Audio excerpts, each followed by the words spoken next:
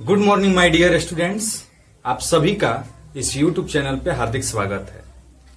Biology class 12th के third chapter human reproduction का ये 8वां लेक्चर है और इस चैप्टर का ये लास्ट लेक्चर है बच्चों। आज के टॉपिक में हम लोग बहुत ही इंपॉर्टेंट कुछ टॉपिक को टच करेंगे जो कि काफी इंपॉर्टेंट है बच्चों। आज के लेक्चर को हम लोग एनिमेशन के द्वारा भी। कई लोगों के मन में प्रश्न रहता है कि ट्विंस चाइल्ड जुड़वा बच्चे क्या होते हैं, उनके जुड़वा बच्चे होने का कारण क्या होता है। साथ ही साथ गैस्ट्रुलेशन फेज को समझेंगे। गैस्ट्रुलेशन फेज में हम लोग ये जानेंगे कि जो एम्ब्रियो डेवलप होता है उसमें जो लेयर होते हैं एक्टोडर्म, मीसोडर्म और एंडोडर्म, उससे कौन कौन से अंग का निर्माण होता है। साथ ही साथ आज के लेक्चर में हम लोग प्रेगनेंसी पीरियड को भी जानेंगे कि किस मंथ में कौन से अंग का विकास होता है। तो चलिए सबसे पहले आज का जो एक बहुत ही इंपॉर्टेंट टॉपिक है जुड़वा बच्चे यानी ट्विंस चाइल्ड। ट्विंस चाइल्ड क्या होते हैं? जुड़वा बच्चे आप लोग जानते हैं,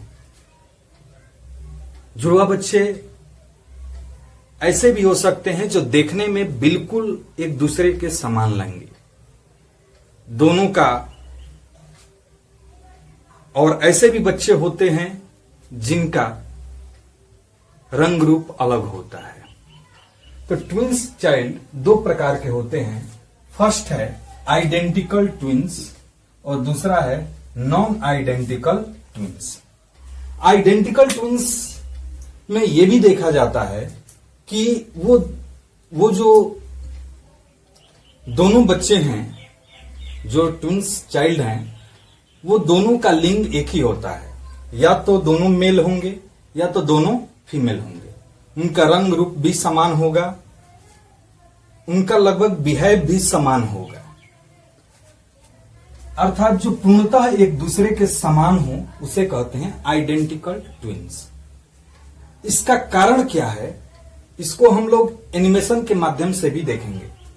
इसमें हम लोग पाएंगे कि एक ही अंडाणु से विकसित जाइगोट, आपको पता है कि सबसे पहले जो अंडाणु निकला सेकेंडरी ओसाइट, उससे पहले कोई स्पर्म फर्टिलाइज करता है। फर्टिलाइज करने के बाद वो जाइगोट यदि किसी कारणवश दो हिस्सों में बंट जाए, जैसे कि कोई ऐसा एक्सरसाइज जो मादा की यूटेरस को प्रभावित करता है, या किसी प्रकार के उसके फैलोपियन ट्यूब जो भी जननांग है उसको प्रभावित करता है, या कोई ऐसी घटना हो गई उसके साथ, कोई ऐसा एक्सीडेंटल हो गया केस कि उसके जो जाइगोट है दो भागों में विभाजित हो जाता है, तो ऐसी स्थिति में आइडेंटिकल ट्विंस होते हैं। अंडाणु एक ही बना, उसको फर्टिलाइज एक ही स्पर्म किया और बाद में वो दो भागों में बटा, तो स्वाभाविक सी बात है बच्चों कि वो आइडेंटिकल ट्विंस होंगे, दोनों एक ही समान होंगे। दूसरा होता है नॉन आइडेंटिकल ट्विंस, जो कि एक दूसरे से भिन्न होते हैं। अक्सर यही ट्विंस होते हैं। ऐसे ट्विंस मेल और फीमेल दोनों चाइल्ड हो सकते हैं, या मेल टू मेल भी चाइल्ड हो सकते हैं। अब इसका कारण क्या है कि इसमें आपको पता है कि एक मेंस्ट्रुअल साइकिल के दौरान एक ओवम निकलता है ओवरी से, लेकिन कभी इरेगुलर रूप से किसी हार्मोनल चेंजेज की वजह से कभी कभी दोनों अलग अलग जो ओवरी है उससे अंडाणु एक साथ निकल जाते हैं। या ये भी हो सकता है कि एक ही अंडाणु, एक ही ओवरी से दो अंडाणु निकल जाते हैं। जब एक ही ओवरी से दो अंडाणु निकल जाएं, तो भी ऐसी स्थिति में उसको दो अलग अलग स्पर्म फर्टिलाइज कर देंगे, और जब फर्टिलाइज कर देंगे तो वो दो अलग अलग जाइगोट बनेंगे, और दोनों अलग अलग जाइगोट फिर यूटेरस में स्थापित होगा और उससे दो नए एम्ब्रियो का विकास होगा। चलिए आइडेंटिकल ट्विंस और नॉन आइडेंटिकल ट्विंस को हम लोग एक एनिमेशन फर्स्ट हम लोग देखते हैं बच्चों आइडेंटिकल ट्विंस चाइल्ड, यानी कि आइडेंटिकल जुड़वा बच्चे। जैसा कि आप लोग जानते हैं कि शुक्राणु द्वारा अंडाणु जब निषेचित होता है तो जाइगोट बनता है, और यह जाइगोट यदि किसी कारणवश दो भागों में विभाजित हो जाए, जैसे कि कोई एक्सरसाइज के द्वारा हो जाए या किसी दुर्घटना से हो जाए जिससे कि गर्भाशय पर कोई दबाव पड़े, वैसी कोई घटना हो जाए, तो वैसी स्थिति में जाइगोट दो भागों में विभाजित हो सकता है। और जब यह जाइगोट धीरे धीरे आगे बढ़ते हुए, जैसा कि आप लोग देख रहे हैं, जब गर्भाशय में स्थापित हो जाता है तो दो अलग अलग शिशु विकसित होते हैं और ये पूर्णतः आइडेंटिकल ट्विंस होते हैं। नॉन आइडेंटिकल जुड़वा बच्चे यानी नॉन आइडेंटिकल ट्विंस के लिए दो अलग अलग अंडाणु चाहिए, यानी कि ओवम चाहिए। यह दो अंडाणु या तो एक ही ओवरी से विकसित हो सकते हैं या दो अलग अलग ओवरी से विकसित हो सकते हैं। आपको पता है कि प्रत्येक मेंस्ट्रुअल साइकिल के दौरान एक ही अंडाणु निकलता है, लेकिन इरेगुलर फॉर्म में कभी कभी दो अंडाणु जब निकल जाते हैं, या तो वो एक ही ओवरी से हो सकते हैं या अलग अलग ओवरी से, दो अलग अलग ओवरी से हो जाते हैं। तो ऐसे में दोनों अंडाणु अलग अलग शुक्राणुओं द्वारा निषेचित हो जाते हैं। क्योंकि शुक्राणु तो काफी रहते हैं, ये दोनों अंडाणु, जैसा कि आप देख रहे हैं कि ये फैलोपियन ट्यूब में है और दो अंडाणु अलग अलग शुक्राणु से निषेचित हो रहे हैं। निषेचित होने के बाद यह जाइगोट में विकसित होते हैं। दो जाइगोट बन गया और ये दोनों जाइगोट फिर अलग अलग ही आगे बढ़ते हुए गर्भाशय में स्थापित होते हैं, और गर्भाशय में स्थापित होने के बाद दो अलग शिशु के रूप में ये विकसित होते हैं और ये नॉन आइडेंटिकल होते हैं। गैस्ट्रुलेशन फेज क्या होता है? आप ध्यान रखिएगा कि गैस्ट्रुलेशन फेज और गैस्टेशन दोनों बिल्कुल अलग है। आप थोड़ा सा शब्द में अंतर ध्यान रखें।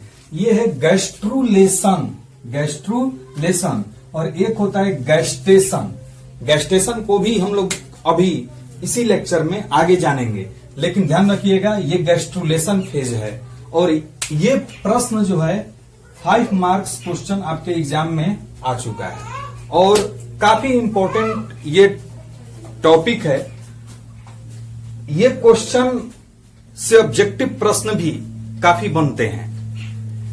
आप देखें कि जब प्लासेंटा स्थापित हो गया, इम्प्लांटेशन प्रक्रिया हो गया, तो उस समय क्या हुआ था कि जो जाइगोट था वो यूटेरस में आकर किसी स्थान पर आकर जुड़ जाता है और जुड़ने के बाद उसके परत और भी विकसित होते हैं। तो ब्लास्टोसिस्ट जब स्थापित हो जाता है गर्भाशय में, यूटेरस में, तो वहां से इम्प्लांटेशन प्रक्रिया वहां पर शुरुआत हो गया और वहां से उसके जो लेयर बनते हैं वो विकसित होते जाते हैं और इसी अवस्था को कहते हैं गैस्ट्रुलेशन फेज। आपके ये यदि एग्जाम में 5 मार्क्स क्वेश्चन आए तो इतना आप जरूर लिखेंगे, लेकिन ये है क्या, इसको समझना आवश्यक है। जैसे ही वह स्थान जहां पर आपका जो जाइगोट है इम्ब्रियो बदलकर जुड़ा, वो स्थान हो गया प्लासेंटा। दोनों के बीच एक शब्द ध्यान रखिए, कोरियोनिक भिलाई के द्वारा, कोरियोनिक भिलाई नाम याद रखना, कोरियोनिक भिलाई। ये दोनों माता और जो विकसित हो रहा है शिशु, उसके बीच संबंध स्थापित किया और वही होता है प्लासेंटा। अब समझें प्लासेंटा क्या हुआ, अर्थात यह एक ऐसी इकाई है जो कि भ्रूण, इम्ब्रियो और माता के बीच संबंध को स्थापित करता है। क्लियर है बच्चों? यही जैसे जैसे ये वो शिशु विकसित होता है, यानी कि 8 हफ्ते के बाद फर्टिलाइजेशन हुआ, जब 8 हफ्ते का शिशु हुआ, इम्ब्रियो हुआ, तो उसको अब कहते हैं फीटस। फीटस क्या है उसको आप अच्छे से समझें। 8 हफ्ते के बाद, 8 वीक के बाद, 8 सप्ताह के बाद का जो उस शिशु का विकास होगा, उस इम्ब्रियो का विकास होगा और जन्म तक, ये कहलाएगा फीटस। क्लियर है बच्चों? और वो माता के यूटेरस और गर्भ इम्ब्रियो जो फीटस है उसके बीच एक कोर्ड बन जाता है, जिसको हम कहते हैं अम्बिलिकल कोर्ड। आप गांव भाषा में, ग्रामीण क्षेत्र में उसे नाड़ी कहा जाता है कि वो नाड़ जन्म के बाद उसे काट दिया जाता है। वो होता है अम्बिलिकल कोर्ड, जिसके द्वारा माता और इम्ब्रियो के बीच जो है ऑक्सीजन का संवहन, ब्लड का सर्कुलेशन या जो भी पोषण प्रदान करता है उस अम्बिलिकल कोर्ड के माध्यम से करता है। ये छोटे छोटे पॉइंट है, आप ऑब्जेक्टिव प्रश्न के लिए इसको आप लिख सकते हैं। अब इसको हम देख लेते हैं कि गैस्ट्रुलेशन यदि आए, अब तो समझ गए हैं कि बच्चों ये क्या होता है। इम्प्लांटेशन के बाद ब्लास्टोसिस्ट, क्योंकि अभी तक वो ब्लास्टोसिस्ट था, इम्प्लांटेशन हुआ, इम्प्लांटेशन के बाद ब्लास्टोसिस्ट गैस्ट्रुलेशन अवस्था में प्रवेश करता है, यानी कि उसके बाद की जो अवस्था है वो गैस्ट्रुलेशन फेज कहलाया, जिसमें 3 जनन परत का निर्माण होता है। वही परत आगे चलकर उस शिशु के अंग का निर्माण करते हैं, जिसमें सबसे बाहरी परत को इक्टोडर्म, मध्य परत को मेसोडर्म और आंतरिक परत को इंडोडर्म कहते हैं। क्लियर है बच्चों? यहां पे आप ये फिगर देख लें, ये ब्लास्टोसिस्ट अभी फैलोपियन ट्यूब में बना और आगे बढ़ते हुए ये यूटेरस में इंप्लांट किया, प्लासेंटा का निर्माण किया और जैसे उसमें और विकसित हुआ तो 3 परत बने हुए हैं। आप यदि कलर उसमें डिवाइड नहीं कर पा रहे होंगे तो आपको बता दें कि ये जो 2 ऊपर के हैं ब्लैक कलर से है, बीच के 2 कलर है ब्लू कलर से और नीचे के 2 गोले बनाए गए हैं जो वो ब्लैक कलर से हैं। तो 3 जनन परत बना। इसमें जो पहला है इक्टोडर्म है, बीच वाला मेसोडर्म है और जो नीचे है वो इंडोडर्म है। तो अब हम लोग जान लेते हैं कि इन तीनों परत से उस शिशु के कौन कौन से अंग का निर्माण होता है।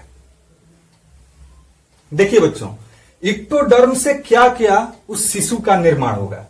इक्टोडर्म से उस शिशु के स्किन यानी त्वचा जो बनता है वो इक्टोडर्म से बनता है। उसके अलावा नेत्र लेंस, आई लेंस, जो नेत्र के अंदर जो बाइफोकल लेंस जो होता है, जो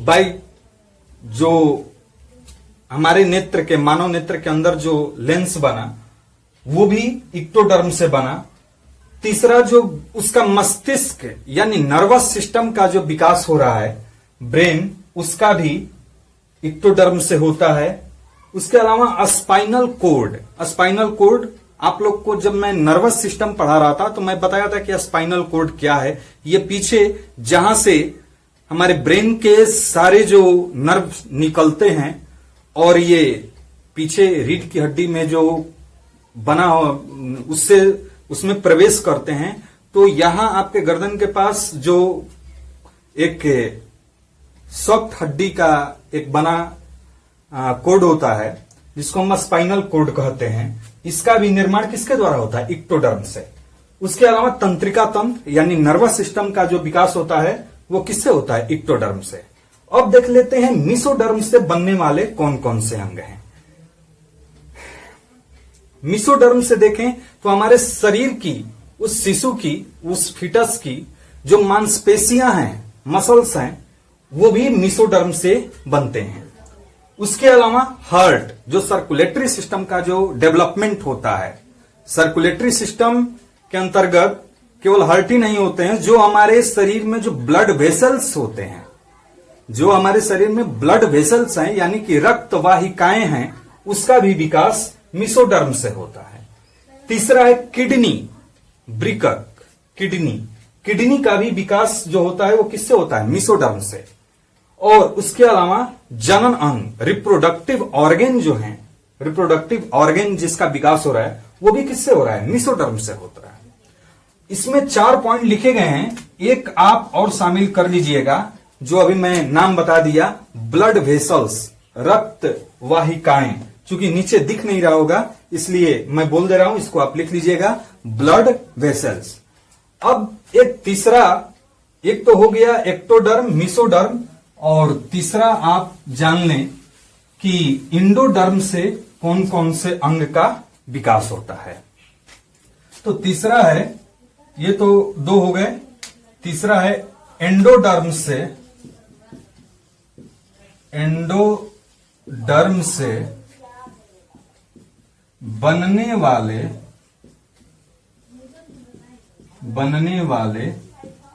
अंग। अब हम लोग देख लेते हैं कि एंडोडर्म से कौन कौन से अंग बनते हैं। जैसे फर्स्ट है पाचन तंत्र यानी डाइजेस्टिव सिस्टम।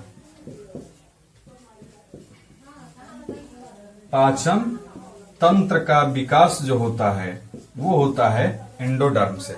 उसके अलावा जितने भी तंत्र हैं, जैसे श्वसन तंत्र, श्वसन तंत्र यानी कि रिस्पायरेटरी सिस्टम का जो विकास होता है, ये हो गया डाइजेस्टिव सिस्टम और ये हो गया रिस्पायरेटरी सिस्टम। रिस्पायरेटरी सिस्टम के अंतर्गत आपका आ जाएगा लंग्स इत्यादि। तीसरा हो गया, इसके अलावा श्वसन तंत्र के अलावा आपका हो जाएगा जो कर्ण के मध्य भाग जो होता है। आपको कर्ण के बारे में यानी कान के जो 3 भाग हैं उसका जो मध्य भाग है, कर्ण के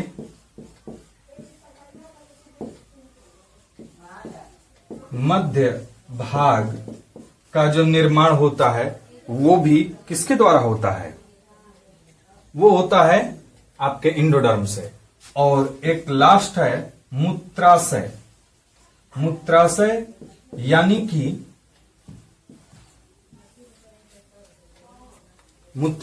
कि यूरिनरी ब्लैडर। जो यूरिनरी ब्लैडर है उसका भी निर्माण किससे होता है? इंडोडर्म से। तो बच्चों ध्यान रखिएगा, जो लास्ट में ये एक्टोडर्म, मेसोडर्म और एंडोडर्म, पहले हम नंबर 1 पर ये है, नंबर 2 और नंबर 3, ये जो आपके ऑब्जेक्टिव प्रश्न है, कोई भी इसमें से ऑब्जेक्टिव प्रश्न उठाकर पूछा जा सकता है। इसको आप याद रखना पड़ेगा, आप इसको याद कीजिए क्योंकि ये आवश्यक है आपके ऑब्जेक्टिव प्रश्न के लिए। आपको बता दें कि जो मानव का जो प्लासेंटा स्थापित होता है वो हीमोकोरियल टाइप का होता है। ये भी एक ऑब्जेक्टिव प्रश्न बनेगा। जो मानव का जो प्लासेंटा होता है, ऐसे कई टाइप के होते हैं, लेकिन मानव का जो प्लासेंटा होता है वो होता है हीमोकोरियल। हीमोकोरियल क्या होता है कि इसमें हीमोग्लोबिन तो जो माता के साथ ये अम्बिलिकल कोर्ड के द्वारा स्थापित होता है, बीच में जो भ्रूण विकास हो रहा है, बीच में खोखला भाग भी है जिसको हम ब्लास्टोसिल कहते हैं, और ये सब टाइप के जो बनते हैं उसको हम कहते हैं हीमोकोरियल। तो वो मानव का जो प्लासेंटा होता है वो हीमोकोरियल टाइप का होता है, उसको हम लोग आगे देखेंगे। चलिए इसको आप लोग नोट कर लीजिएगा। ये गैस्ट्रुलेशन फेज हो गया। अब हम लोग देखते हैं कि जो प्लासेंटा स्थापित हुआ, जो एम्ब्रियो विकसित हो रहा है, जो हमारा गैस्टेशन फेज है उसके बारे में। ये तो देखें हम लोग गैस्ट्रुलेशन। अब देखते हैं गैस्टेशन पीरियड क्या होता है, यानी कि प्रेगनेंसी जो टाइम होता है वो क्या होता है। तो बच्चों अब हम लोग समझ लेते हैं कि मानव मादा में गर्भावस्था को, प्रेगनेंसी पीरियड को हम लोग जानते हैं। इस प्रेगनेंसी पीरियड को मादा में गैस्टेशन पीरियड कहा जाता है। आप ध्यान रखना, गैस्टेशन पीरियड। इसके पहले जो हम लोग देखे थे वो था गैस्ट्रुलेशन पीरियड, गैस्ट्रुलेशन फेज अवस्था।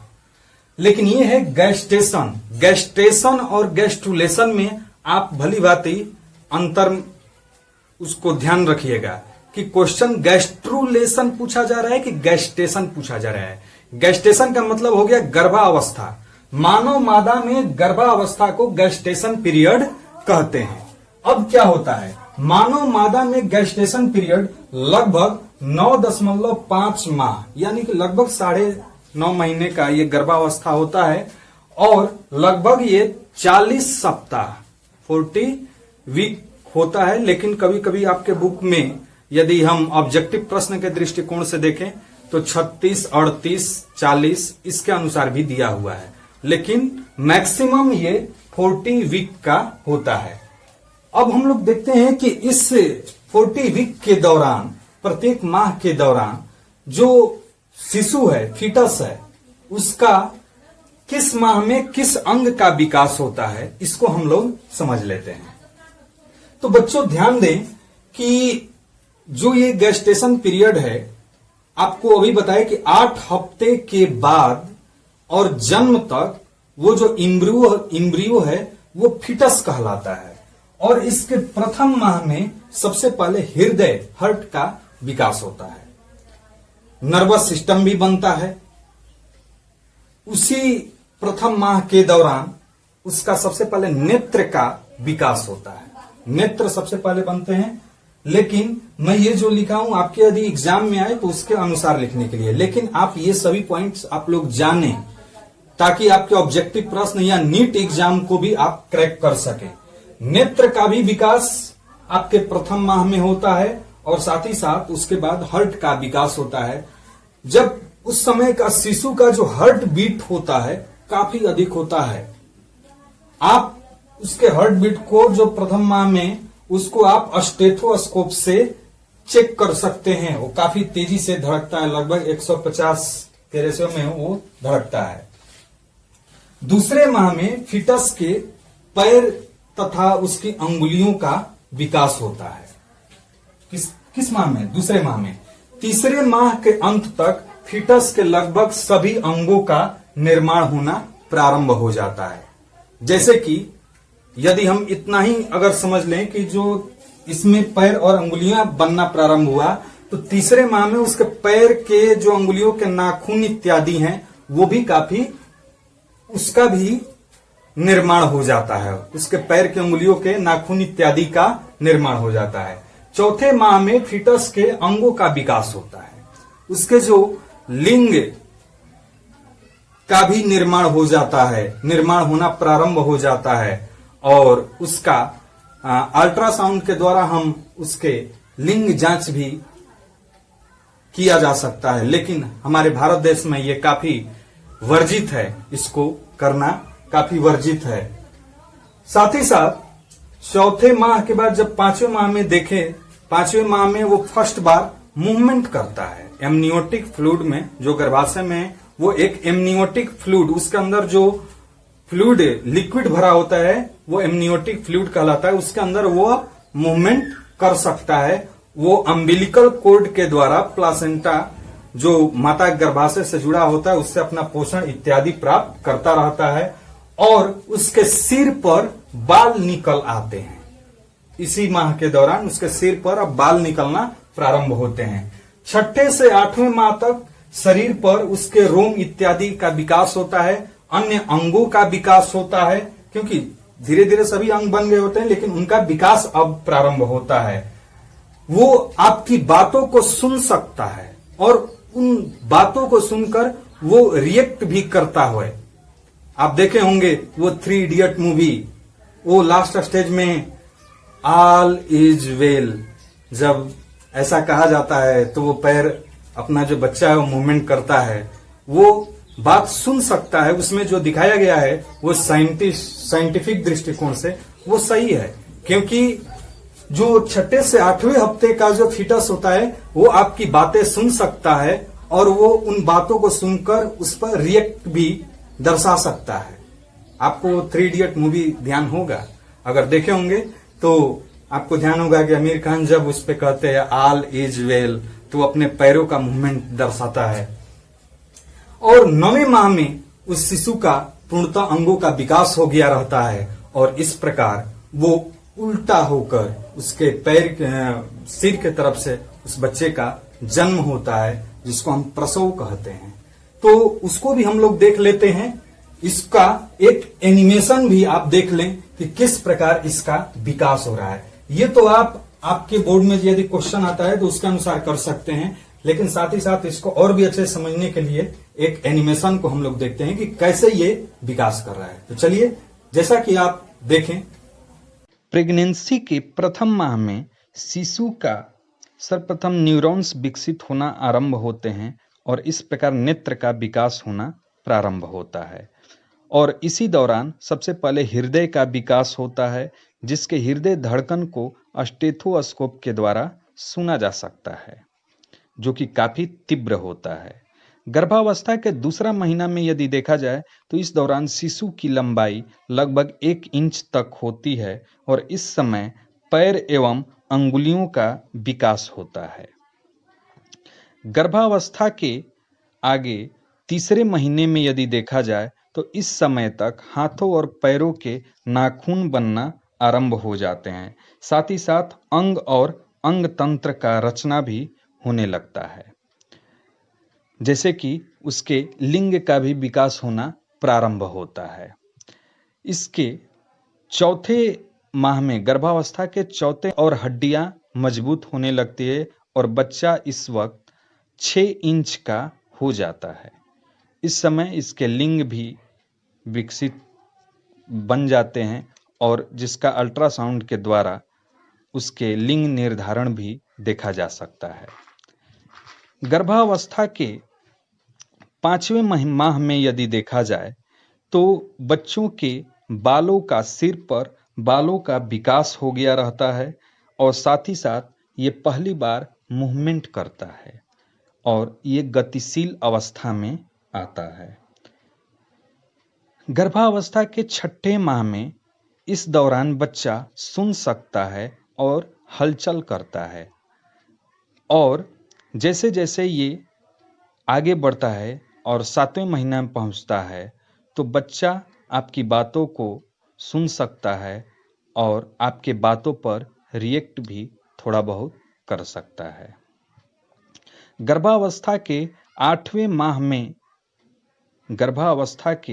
यदि 8वें माह में देखें तो इस वक्त शिशु के मस्तिष्क का विकास होता है।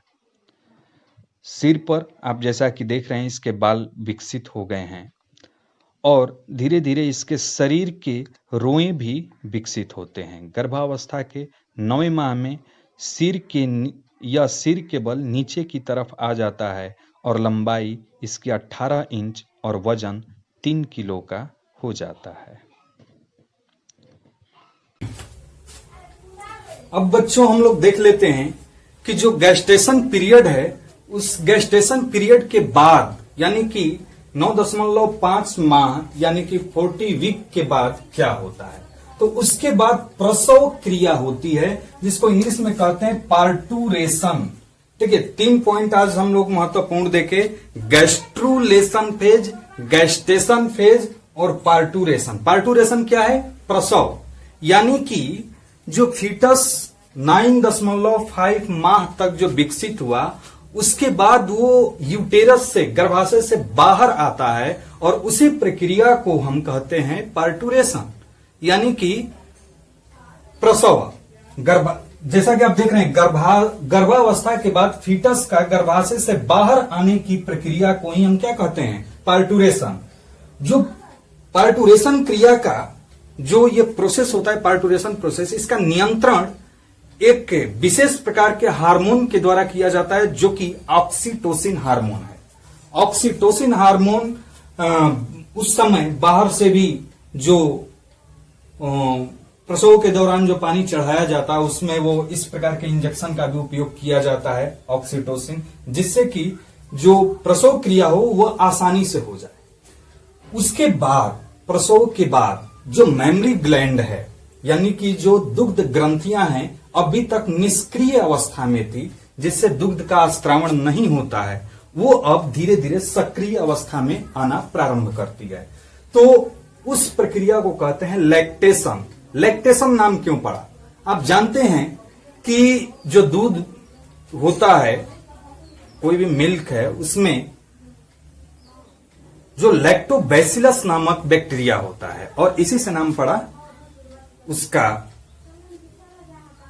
और वही जब दूध फटता है, दही में बदलता है, तो उसमें लैक्टिक एसिड भी बन जाता है, जिसके कारण वो खट्टा लगने लगता है। तो उसी से रिलेटेड नाम पड़ा लैक्टेशन, यानी कि प्रसव के बाद मेमरी ग्लैंड यानी जो स्तन ग्रंथि है सक्रिय अवस्था में आता है, जिससे दुग्ध का स्त्रावण होता है, और इसी प्रक्रिया को कहते हैं लैक्टेशन। इसका भी नियंत्रण दो हार्मोन करते हैं, ऑक्सीटोसिन तथा प्रोलैक्टिन हार्मोन। पहला हो गया ऑक्सीटोसिन, इसका नियंत्रण कौन किया? ऑक्सीटोसिन। और दूसरा हो गया प्रोलैक्टिन। कभी कभी आप मानव को छोड़ें, यदि हम गाय या भैंस में देखें, कभी उसका शिशु डेथ कर जाता है, तो उसके बाद जो इंजेक्शन लगाया जाता है, इंजेक्शन के बाद उसका दूध जो निकाला जाता है, वो जो इंजेक्शन होता है, वो इंजेक्शन भी ऑक्सीटोसिन का इंजेक्शन होता है। क्लियर है बच्चों? तो ये आपका पूरा चैप्टर है, और इसके बाद आपका एक ऑनलाइन टेस्ट लेंगे। मैं अभी बता दे रहा हूं, आप एक बार पूरा देख लीजिए। आपको ऑनलाइन टेस्ट का मतलब आपके सामने पेपर आएगा, एक टाइम रहेगा, उस टाइम के दौरान आपके ऑब्जेक्टिव प्रश्न रहेंगे। लगभग 20 या 30 क्वेश्चन इस चैप्टर से रहेंगे, और आप जैसे ऑनलाइन एग्जाम जो कभी अभी तो नहीं दिए होंगे, लेकिन इसी से आपका ऑनलाइन टेस्ट एक मैं चालू कर रहा हूं इस चैप्टर का। आप अच्छे से देख लीजिए। 2 दिन बाद इसका 2-3 दिन में हम इसका टेस्ट लेंगे, ऑनलाइन टेस्ट। आपके पास एक साइट पहुंच जाएगा, उस साइट को खोलेंगे, आपके पास पेपर खुलेगा, अपना नाम लिखेंगे, और एक निर्धारित समय में उस टेस्ट को देंगे, और उसको आप सबमिट कर देंगे। आपका कितना सही है, क्या चीज है, आप तो उसी समय देख लेंगे, लेकिन मुझे भी पता चलेगा। हाँ, आप ध्यान रखिएगा, दोबारा उसका फिर टेस्ट नहीं देंगे।